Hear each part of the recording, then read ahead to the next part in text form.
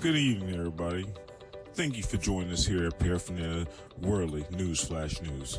We have a exciting story today. 300 magical socks were stolen. That evening, while watching the news, it started to feel funny. It's kind of weird, but I didn't pay no mind. Then I kind of dozed off.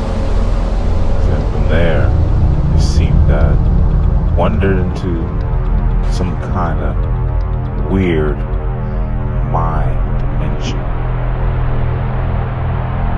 Hello? Is anybody here? Where am I?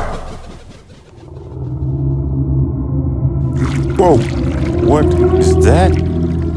I hope that's not what I think it is.